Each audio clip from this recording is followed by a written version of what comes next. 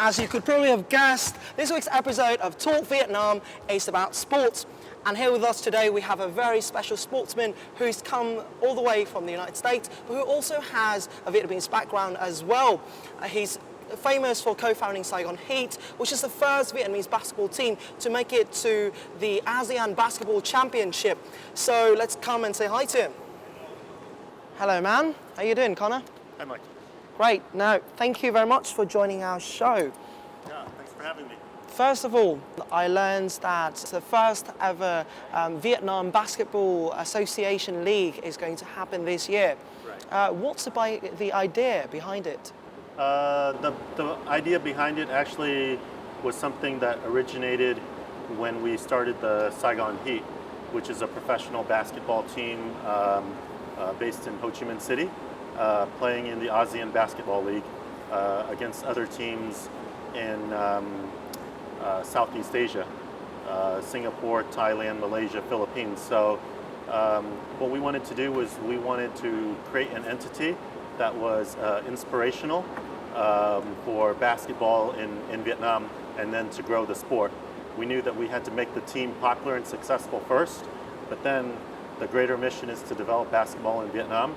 So we needed to have more players playing in Vietnam and more teams, so that each of the cities would have more of their local heroes.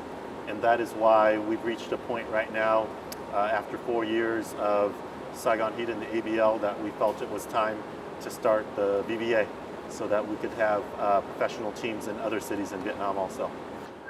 The tournament's going to happen across 5 different cities in Vietnam. Can you explain how the selection and the evaluation process works? Sure. Well, actually, there's 4 different cities, but there's 5 different teams in the league. Okay. So there's a team in Hanoi, there's a team in Da Nang, a team in Can Tho, and then there'll be 2 teams in Ho Chi Minh City, one of which will be Saigon Heat, and the other team will be called the Ho Chi Minh City Wings. These teams were selected based upon when we're launching a league. It's not just about basketball, but it's about growing a sustainable business. And so we have to evaluate the market, see the population, see the demographic in terms of the basketball fans that we're trying to target, and then the youth, and then see what ownership matches up in each of those cities. Because what we're really looking for is owners from those individual cities that can work as partners with us in the business and in the league. And that's how we arrived at the different teams in the different cities. So being an American Vietnamese who has lived in the States for a long time, you obviously have some knowledge about the basketball league in the States. How do you plan to incorporate the knowledge that you've learned from the States into this league? There's no place that is as successful from a sports business and entertainment standpoint as in the US. So there's a lot of takeaways that we can do in terms of how to set up a successful professional league in Vietnam. So the first, I would say, very important principle is to make sure that it's sports entertainment and not just sports. Especially when you're trying to make a sport more popular, you have to grow a fan base. So you have to be able to attract non-basketball people to come in and then convert them into basketball. The secondly is that it's very important to have parity. Parity means that the teams are competitive and one team is not like dominant and then they win every year, because then the result is not in question and it's no longer exciting. So we're trying to set up structures that makes every team competitive. And the last thing is we have to be able to make it run as a business. It has to be successful so that we can invest back in and grow the league. And in order to do that, that means that we have to control costs, and then we have to be able to successfully generate revenue to balance the books. And those are the 3 fundamental principles that we apply in terms of what we call an international or the American sports business model when we launched the league here in Vietnam. So you basically drama and competition are what drive the entertainment of the sports, right? Sports is like the ultimate reality show. Just like you have like Vietnam Idol or The View, they have a format, and the reason why it's somewhat exciting is it's a competition. It's not scripted in a lot of ways, so you don't know who's going to win. That's what makes it exciting. However, it's different because that the result is in question, but year after year, if you can successfully build your fan base and make it as entertainment, then people care about the team even more each year. So it becomes more and more popular as you build the sports property instead of, oh, the format gets old after 10 years and then we have to stop. So that's the major difference, but it's still, in essence, a reality show. You don't know what the ending is, and you have to be able to tell storylines. It's more than just what happens on the court. It's about, like, where did the players come from? What is the personality of the team? What is the philosophy? Why should the people in that city support the team? So the first ever VBA League will feature 60 games between 5 teams coming from 4 different cities in Vietnam. Now, in the following report, let's check out the excitement of this event, which runs from August to December 2016. The Vietnam Basketball Association, or VBA League, is the first professional basketball championship in Vietnam. Saigon Heat, Da Nang Dragons, Hanoi Buffaloes, Ho Chi Minh City Wings, and Cần Thơ Catfish are competing for the 2016 title, attracting 4 cities across the nation. It's the type of thing that can energize basketball. I think it's going to be only good for the sport in the country. Very, very excited.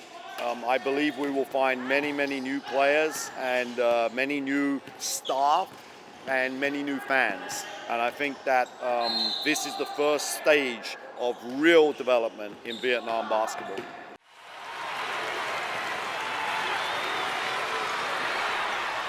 Each VBA game welcomes an average of over 1,500 fans and over 17,000 views per game live streamed.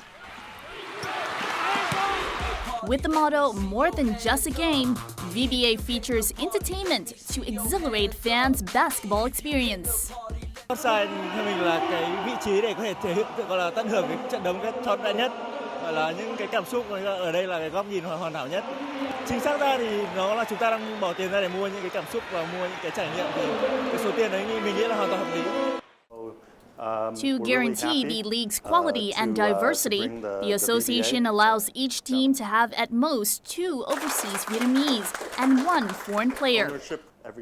For the overseas Vietnamese players, this is a unique opportunity.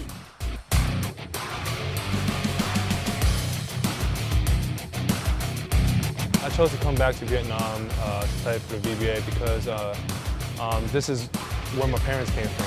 It's my homeland. I've been back, this is my second time back, but I feel like this is what I wanted to do for my parents. And like when I told them, they're like, wow, really? You're playing for Vietnam and all this? And I'm like, yeah, you know, this is big career, big movement for me to come back home to their native land. I feel so honored just to play. Like all my hard work is actually becoming something. The combination of new Vietnamese talents and experienced international players, the league is a huge step forward for Vietnam's basketball scene. With a total of 50 games to play, the VBA continues to welcome over 100,000 spectators till December 2016.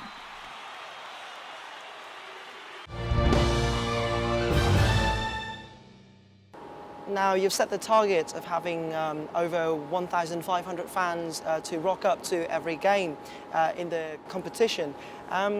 What role do the spectators play in the development of the game and the industry here? So what we're trying to do is create a demand.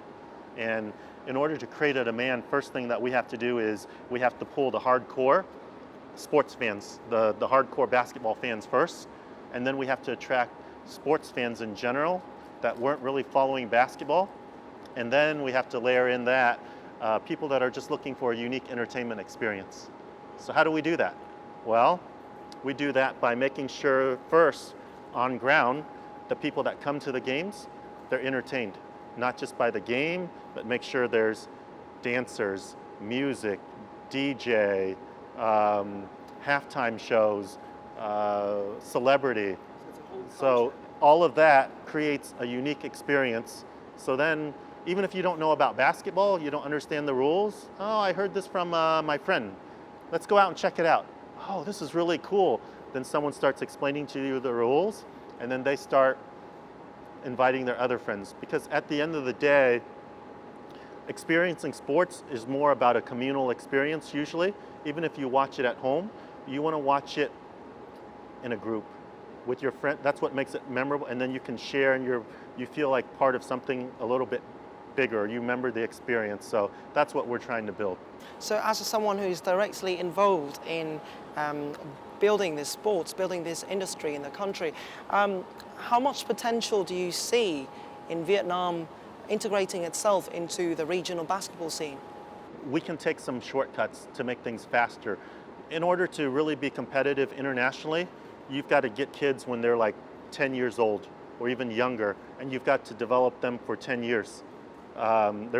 It's very hard to grab someone that's 18, 19, 20 years old, and they haven't been trained internationally properly, and then ask them to compete in 2 or 3 years. Can't really catch up. But what can we do is that the league is bringing back overseas Vietnamese players. And they were trained overseas, but they have Vietnamese heritage. So that makes the league more exciting, that raises the level, but these players have the opportunity to be naturalized too. In the intermediate term, Vietnam can be competitive in the next few years. Actually, we're very much targeting the 2021 SEA Games when Vietnam is hosting the games. So we're building a national team in preparation, and then we're working backwards every SEA Games 2019 and 2017, the things that must be done. And the building blocks with the VBA is a part of that. So when you first started Saigon Heat, basketball had not been a hugely popular sport in the country. Why did you make this decision? We wanted to do something that really changed sports in Vietnam, not just to do one small part better. So if we were going to get into a sport that was very strong already, like football, or maybe something that's more established like tennis, or it would be very hard to try to do something extremely different. It's more entrenched. So what we wanted to do was we wanted to pick something that was not as popular but still had potential for the youth to be attracted to that and to be able to do something very different than what was done before. And then to be more of like a model or an example of how it can be done, not just at the professional level, but also at the university level, at the youth level, at the international competition level, and build that structure from top to down. Because basketball actually is the fastest growing youth participation sport in Asia. So even though football is the most popular viewing sport, so that's how we ended up deciding to get into basketball. So now that Saigon Heat has joined the ranks of the ASEAN Basketball League, as one of the co-founders of the team, how do you evaluate the team's progress so far? And do you see this resulting in basketball growing in popularity as a result? Basketball performance-wise, we've made the playoffs for the last couple of years. So that's a big step compared to where we were when we compete in the SEA Games and we're way down at the bottom of the list. But it's still not good enough for us. We want to be able to get into the championship game or eventually win an ABL title. In terms of building the fan base, running as a business, that continues to improve every year. So we are the most popular team with the biggest fan base in the ABL by far. And all of the other teams will readily admit that. So I think we've been very successful, and because of that, then I think, and after 4 years, then basketball really has become more popular in Vietnam, not just in Ho Chi Minh City, and that's why, another reason why we have started the VBA, so that we can get the professional basketball teams closer to the other cities.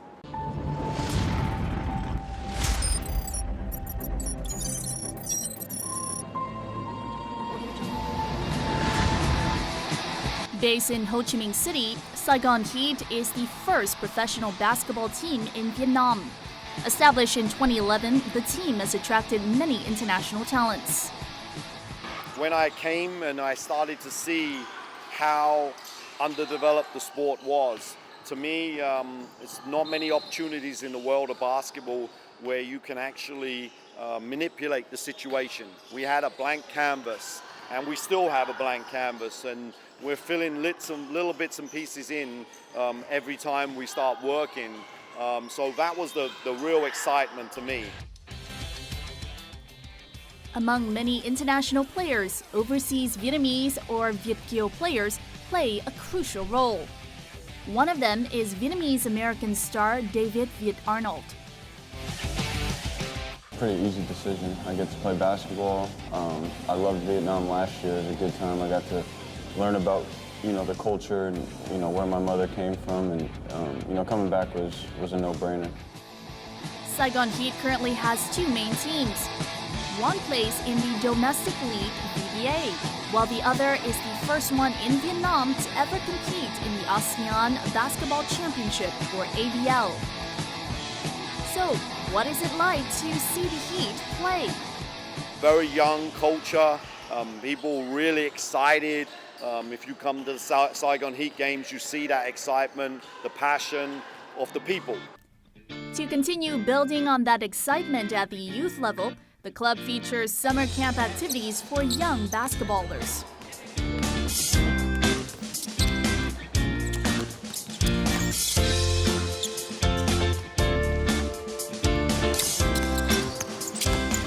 Em thích mọi thứ về môn này, tại vì khi mà em cố gắng em đạt được mục tiêu gì đó thì em phải làm cho bằng được. Khi mà em đạt được thì em rất là vui sướng và em cứ tiếp tục nỗ lực mỗi ngày để trở nên tốt hơn. We need people to realize that basketball can be played and be successful in all of these other cities. And then we want young players from that city to aspire to play for their team. In order to make this happen, Saigon Heat also organizes 50 school visits per year across the city. Their own stars will come down to meet the students and teach them how to play basketball.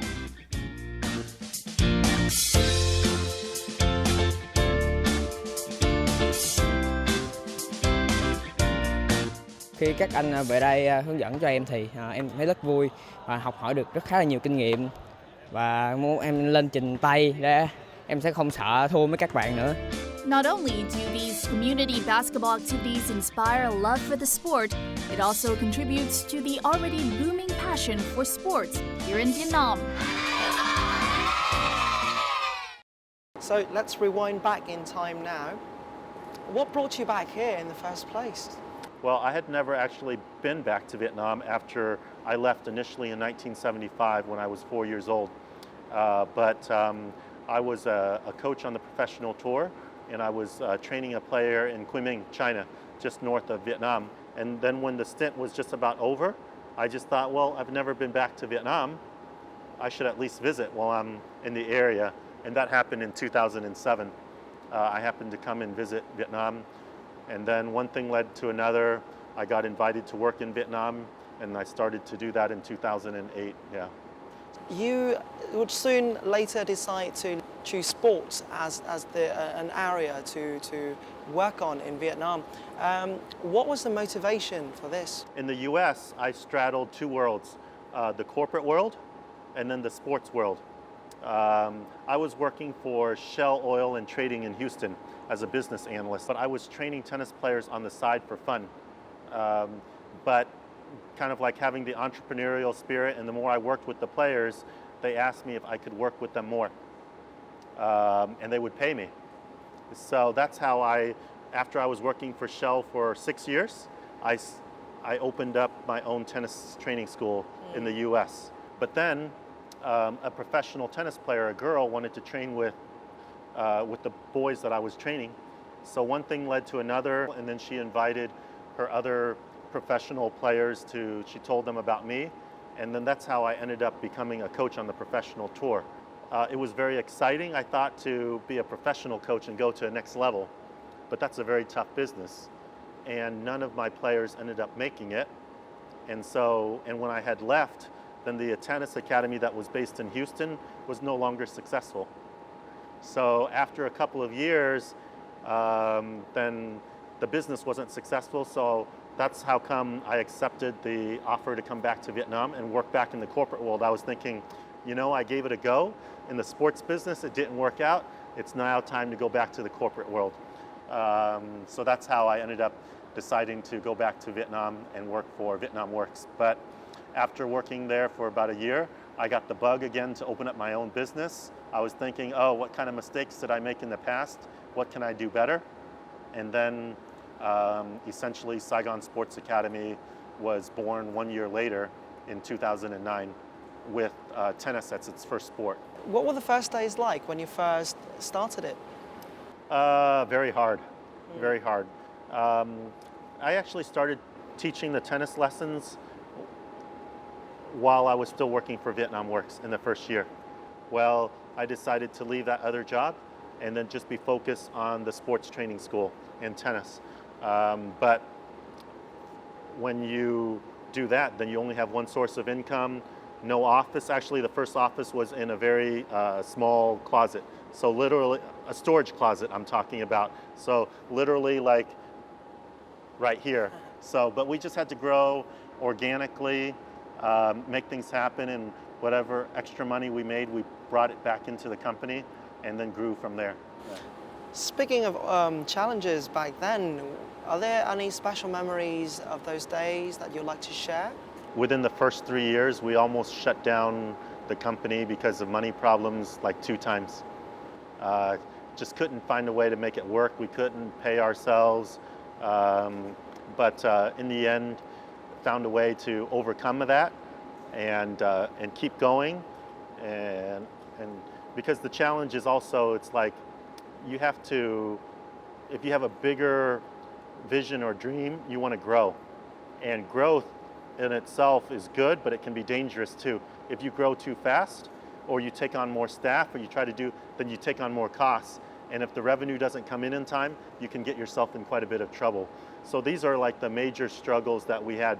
Aside from that, just trying to make sure that the coaches deliver high quality programs for the kids that we were working with, and making sure everyone was on the same page. So one of the first projects of the XLE was the establishment of the Saigon Sports Academy. Now here little ones learn how to play some sports like football, like basketball, to develop life skills, to build up their fitness, and simply just to have fun. So let's find out what they do in the following package.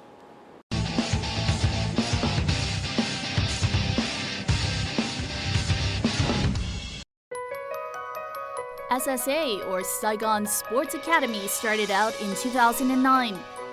Within the first year, the classes soared in popularity and would eventually expand to give lessons in not only football, but also basketball. Today, SSA is a multi-sports training center that works with some 1,000 kids on a regular basis and over 6,000 kids each year. This is an SSA basketball course for under 7-year-olds.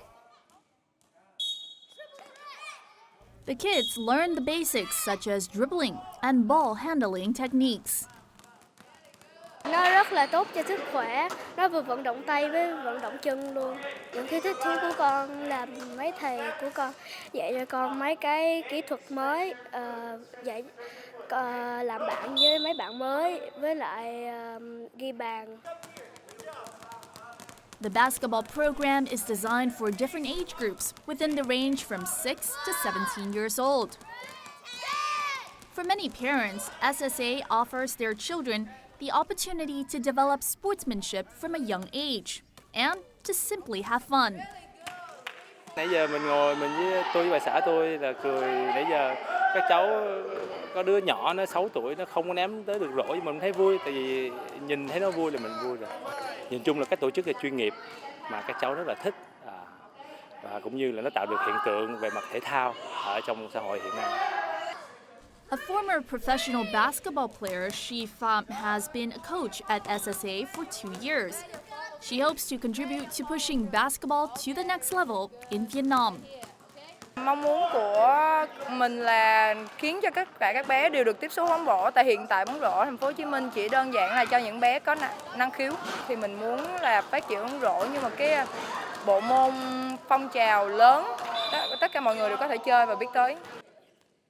The basketball training program at the academy currently caters to over 220 boys and girls each week, pioneering the way towards making basketball more accessible to all in the country. I also understand that you yourself started loving sports at a very young age as well. Sure.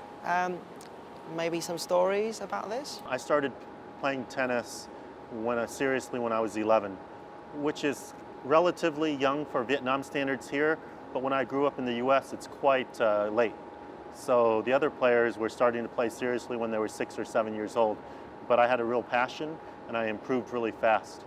So from there, I quickly became a relatively like the #1 player in the city, and then the #1 player in the state, and then regionally amongst the several states, one of the top players.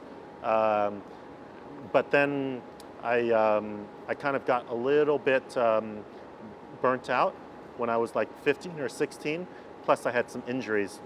I was good enough to make it to university and play in university, but not as one of the best players in university. So I was a bit limited by my talent level, so that means I had to really understand the game very well, because I didn't have naturally the physical attributes of some of the other players. And that's how I got into coaching, because I had to understand the game well to be successful. So why have you put an emphasis on children as your approach to building up the sports industry in Vietnam? At the end of the day, whether we're developing the sports industry or we're trying to create a fan base or we're trying to run a successful business, it's all about the youth to me, because it's a long-term project. So you've got to get the young people behind you. If you want to be competitive internationally, you've got to train them when they're young. Train them well so that when their bodies are mature enough, they'll be able to compete internationally. I mean, so it doesn't matter really what we do, entertainment, training, competition, or business, it involves the youth as the core building block. Is that why you decided to form XLE, and what is XLE all about? After about 3 years, the SSA Academy continued to grow. Decided, there's an opportunity to start a professional basketball team. And at that time, rather than it was a totally different business model. Then I had to bring in some partners because that required a lot more capital. So the decision then was to form a parent group that would house both companies. So XLE was only created afterwards, after SSA had grown and developed for 3 years, and then Saigon Heat, the company, was established. We wanted to have a company that kind of like housed both entities. And then from there, we have created other sports properties that have been put underneath XLE Group. So what were the initial objectives that you set out for yourselves back then? By that point, when the decision was made to start Saigon Heat, the professional basketball team, that's when there was the bigger vision. The bigger vision was to transform sports in Vietnam. The sports infrastructure, how it was trained, how it was delivered as entertainment, and not just be like, not just doing one sport like football or tennis, but to do it for all sports. But we realized that that's a huge undertaking. So better to focus on one sport and go very deep at the different levels than to try to do everything at one time. Team meetings like this at XLE Entertainment Group work out the logistics to organizing sporting events. Connor's team is discussing preparations for the first ever VBA season. In forming XLE, Connor sought the support of managing partners Rachan Reddy and Henry Nguyễn. Entertainment-filled sporting events are one of XLE's key products.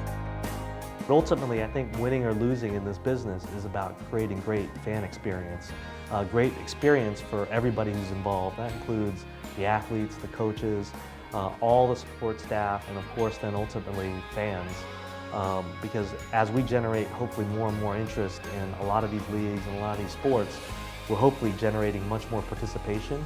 And I really do believe and hope that the sports market and the sports business here in Vietnam will continue to develop.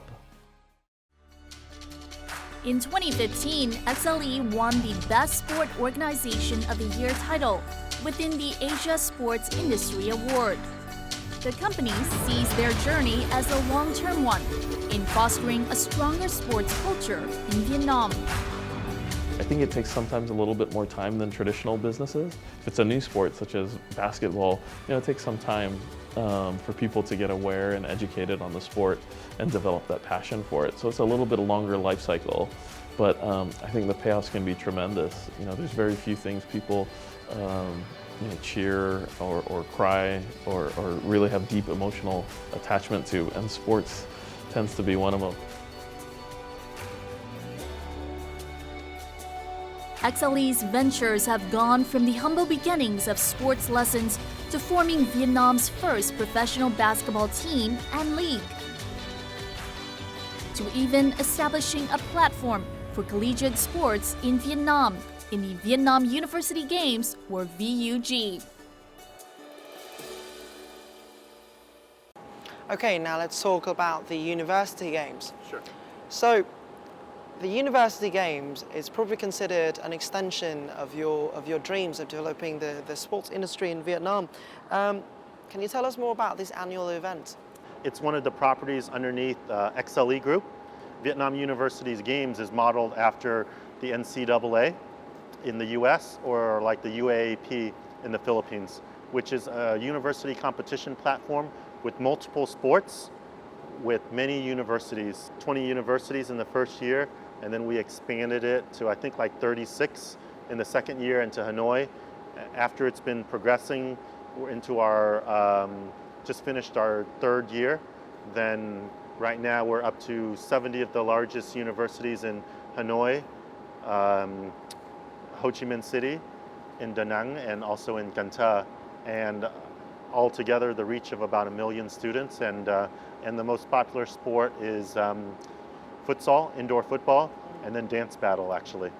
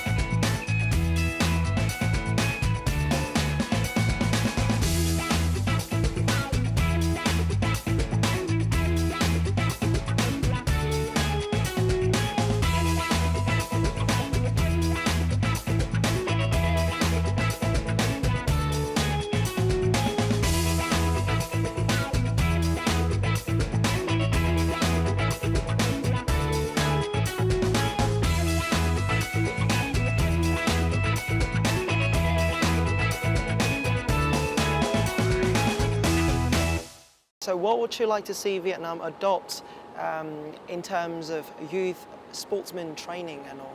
I think the biggest thing is like to a mentality or a mindset change is what I'd like to instill in Vietnam and the parents of Vietnam too. Right now, like studying books in the classroom is what the focus is almost exclusively, and then sports is something in your free time on the side and is a nice to have. But the international schools, they understand the importance of sports, extracurricular activities, music, as part of the overall educational process, not just what you learn in school. Internationally, it's the same way in the States too. So the principles that I learned and applied to business, I learned them playing in sports. So what we want to do is to try to make sports more front and center in the overall development cycle and educational process of young people in Vietnam. About life skills, right? Yes, that's right. What sort of life skills have you sort of incorporated from sports into your life now? In sports, you make mistakes all of the time. You fall down or you miss a shot, or that's a part of the game. So, but what do you do from that? Well, you don't let it phase you. That's a part of the process. You learn from it and then you try to get better. That's really applicable to life and to business and to success, I think, is being willing to make mistakes, being uncomfortable, and forcing yourself to grow and learn from there.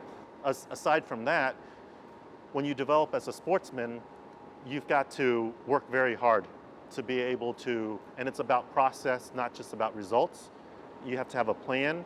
You have to have teamwork if it's a team sport, but even if it's an individual sport, you got to work with your coach, your parents, and your team to make sure everyone's communicating well for you to be successful. So I would say teamwork, learning from your mistakes, and just the overall process of improvement. These are key things that you learn from sports that you can apply to business or in life. So what would you say to those who aspire to combine sports and entrepreneurship or business? What do they need to be aware of, and what resources are required? If you want to get into sports business or you want to get into anything else, you've just got to make sure, number one, if you really want to excel to the very top level, you're doing something you're passionate about. So if you're not passionate about it, you're not going to reach the top level if you have a very big dream. But that's a very simple statement. You have to make sure also that it aligns with your capabilities and your skill level. So if you don't possess those talents and you're pursuing your passion, you're not going to be successful either. So you need the passion, you need the skill set, and then you need I would say the teamwork or the help, because you can't do it by yourself. Make sure that you form a very good team. That team is maybe the company that you form, or that team could be the people that you align with, because I can say XLE would not be successful if we couldn't successfully work with the government, with the federation, with other brands, all aligned and working together. That's what our role is if we were looking to transform sports in Vietnam. So after your nearly 9 years of experience here, what more would you like to see happening in Vietnam to help the sports industry as a whole grow? I'd like to see more people jumping in. I start seeing more people jumping into the sports business. So I'd like to see more people do that too. Help the industry mature more. But also I'd like to see everyone that's involved to have the same mindset of like, this is going to take long term, so we have to develop it together. It's not about trying to make the most money you can out of anyone in the short term, because that won't last for anyone. We have to find strong win-win relationships and go together for many years to come to be successful. Well, thank you very much for the chat that we just had. As a fan of sport, I greatly appreciate what you've been doing for the sports industry in Vietnam, and I wish you the best of luck in the future. Thank you very much, Michael. Appreciate it. Okay, that has wrapped up this edition of Talk Vietnam. Now, we hope that we've inspired you to love sports a little bit more. And you heard the man, you heard what he said, what he wants to happen here in the country. So support your team, show your colours. Goodbye for now. I'm Michael Liu on Talk Vietnam.